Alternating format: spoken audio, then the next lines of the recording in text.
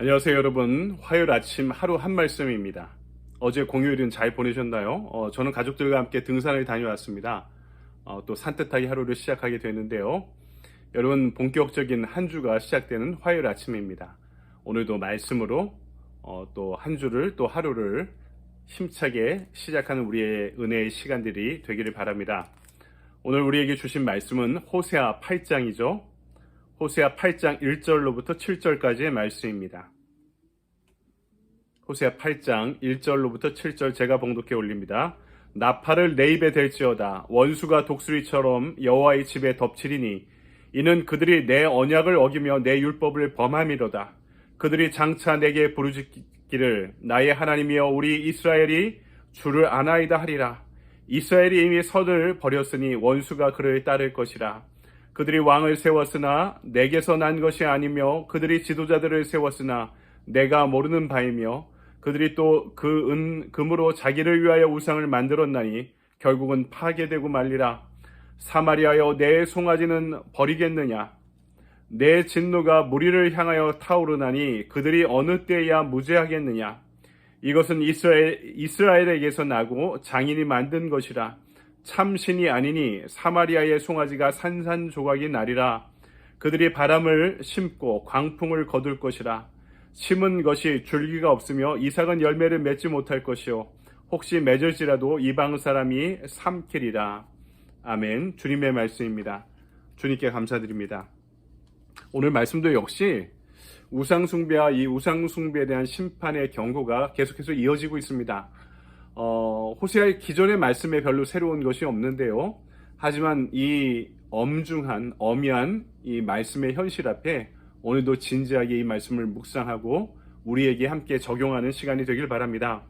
어제 우리가 읽었던 호세아 7장을 보면은 이스라엘을 뒤집지 않는 전병이다 이렇게 고발합니다. 이스라엘 가운데 종교성은 없고 종교의식만 남아있어서 마치 전병을 화덕에 구울 때 양쪽을 번갈아 굽는 게 아니라 한쪽만 구워서 한쪽은 새카맣게 타버리고 다른 한쪽은 생밀가루 그대인 것처럼 그런 모습과 같다는 것입니다.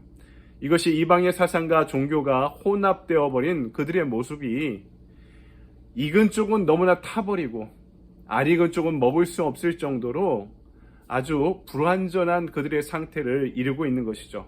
그 결과가 뭡니까? 오늘 1절 보니까 나팔을 내 입에 댈지어다. 원수가 독수리처럼 여호와의 집에 덮치리니 이렇게 이야기하고 있습니다.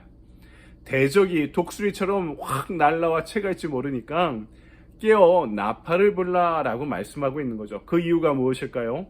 오늘 1절에서 3절을 보니까 이스라엘이 심판을 받는 것은 그들이 하나님의 언약을 어겼기 때문이다 라고 말씀합니다. 지금 현재 그들이 하나님의 언약도 버리고 또 선함도 버려서 그렇게 살면서도 우리가 주님을 잘한다 이렇게 이야기한들 하나님의 심판을 면할 수 없다는 것이죠. 마치 마태복음 7장 22절로부터 23절에 나온 말씀과 같습니다.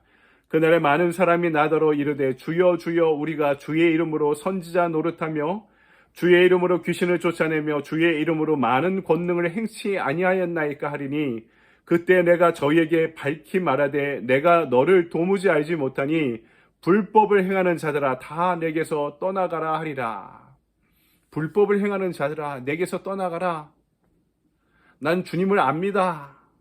주의 이름으로 귀신도 쫓아냈습니다. 난 권능을 행했습니다.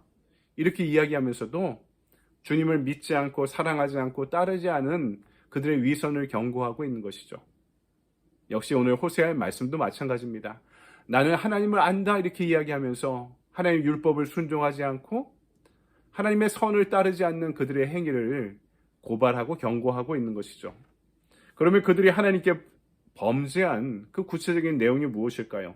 4절에서 6절을 보니까 두 가지를 지적하고 있습니다. 첫째는 이스라엘의 왕과 방백들을, 지도자들을 자기 마음대로 세웠다는 거죠. 그들이 왕들을 세웠으나 내게서 한 것이 아니며 그들이 지도자들을 세웠으나 내가 모르는 바이며.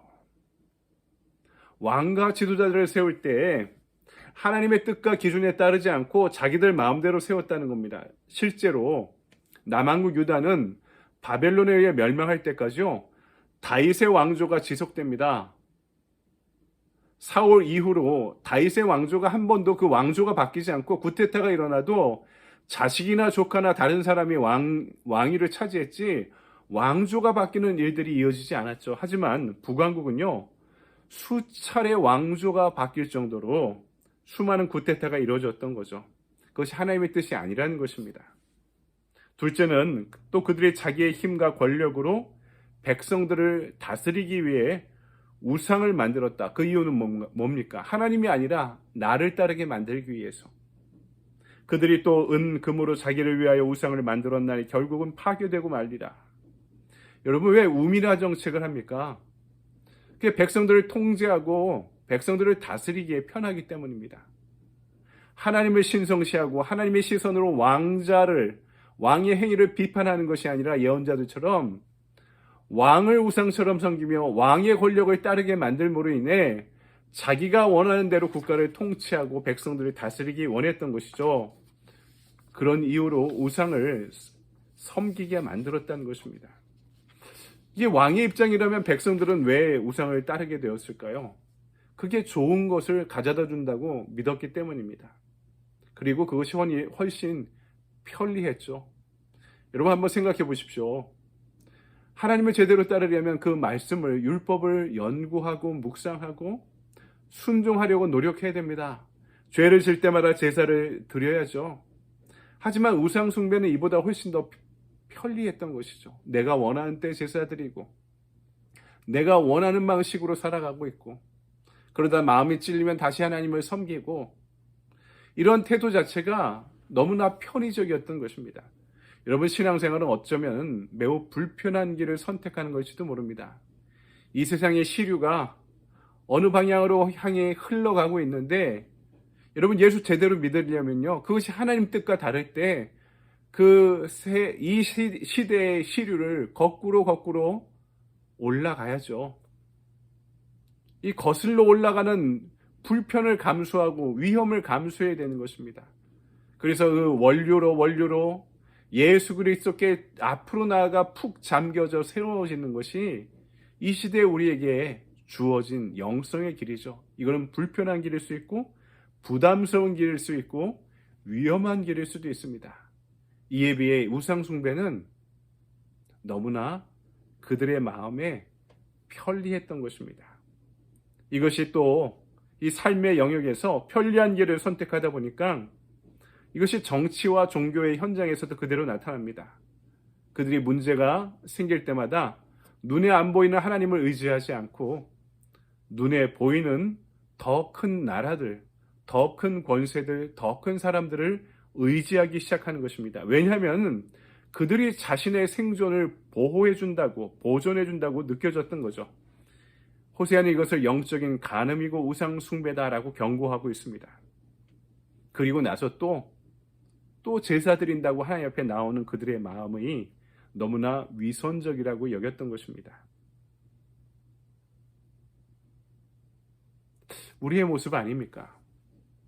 불편한 길을 선택하지 않고 항상 눈에 보이는 편한 길을 선택하려는 모습. 우상 숭배가 하나님보다 더 사랑하는 것을 우상이라고 이야기할 수도 있지만 우상 숭배의 행위 자체는 나 자신의 편의를 끊임없이 추구하게 되어 있다는 것입니다. 하나님을 섬기든 사람을 섬기든 나의 편의에 따라, 나의 스케줄에 따라, 나의 계획에 따라, 나의 유익에 따라 내 이익을 추구하며 가는 길, 그것이 호세아는 우상 숭배요 영적인 간음이자 또 잘못된 행위라고 말씀하고 있는 것입니다. 그러면 이에 대한 하나님의 심판이 무엇입니까? 7절.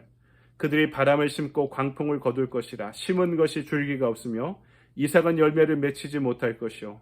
혹시 맺을지라도 이방 사람이 삼키리라. 아무리 심어도 우상 숭배의 길은 아무리 심어도 나지 않는 길이다. 혹시 나더라도 이방 사람이 삼키리라. 그것이 내 것이 될 리가 없다는 것입니다. 다른 말로 모든 것이 허사라는 것이죠. 그래서 전도서 1장 2절을 보면 전도자가 가로되 헛되고 헛되며 헛되고 헛되니 모든 것이 헛되도다 라고 말씀하죠. 우상 숭배의 헛된 결과를 이야기합니다. 전도서 1장 14절 내가 해 아래에서 행하는 모든 일을 본즉 다 헛되어 바람을 잡으려는 것이로다. 눈에 보이는 것, 우상 숭배의 길, 내가 편한 길을 선택하는 것이 나에게 좋다라고 여겼는데 결국 그 모든 것이 움켜진 손에 바람이 빠져나가는 것처럼 나에게 남는 것이 없다라고 이야기하는 것입니다. 이스라엘은 어떻습니까? 강대국인 아수르가 나를 보호할 것 같아서 처음에는 아람과 더불어 아수르와 싸우고자 했는데 아람을 배반하고 아수르한테 붙습니다. 그러니까 어떻게 됩니까? 아람도 쳐들어오고 아수르도 쳐들어온 거죠. 처음에는 자신들의 정치력과 외교력을 스스로 자화자찬했지만 이 바람이 스쳐간 손처럼 남는 것이 아무것도 없었다는 것입니다. 그들을 지켜주리라 믿었던 아수르가 결국에는 어떻게 합니까? 그들을 노략질하고 그들을 멸망하게 만들고 오히려 그들로 인하여 자신들은 비참한 노예로 전락하고 말았던 것이죠. 그러므로 그들의 노력과 애씀이 종국에는 모두가 헛되고 헛된 것이 되어버렸다라고 말씀하는 것이죠. 말씀을 정리합니다. 호세아는 계속해서 우상을 숭배하는 이스라엘의 죄를 구체적으로 열거하며 이야기하고 있습니다. 고발하고 경고하고 있습니다. 왜 우상을 섬긴다고요? 그것이 갖고 있는 편리성이 있다는 것입니다. 또 우상을 잘 섬기면 내가 복을 받는다는 기계론적인 사고 때문입니다. 이에 비해 여호와를 섬기는 것은 너무나 불편하고 위험하고 부담스러운 길이라 여기고 있는 거죠. 오늘 나의 신앙은, 여러분의 신앙은 우상을 섬기는 길입니까? 아니면 불편함과 위험함을 감수하고라도 하나님의 길을 가고자 하십니까? 진리의 말씀으로 오늘 우리에게 계시하고 계시는 성경을 통해 하나님의 말씀을 바로 쫓고 찾고 깨닫고 성취해가는, 그래서 세상이 보기에는 멸망으로 가는 길처럼 불편한 길처럼 부담스럽고 위험한 길처럼 보이는 좁은 길이 실상은 주님을 향한 구원의 대로가 된다는 것을 발견하고 경험하고 또 나누고 선포할 수 있는 저와 여러분의 복된 하루가 되기를 주님의 이름으로 간절히 축원드립니다. 아멘.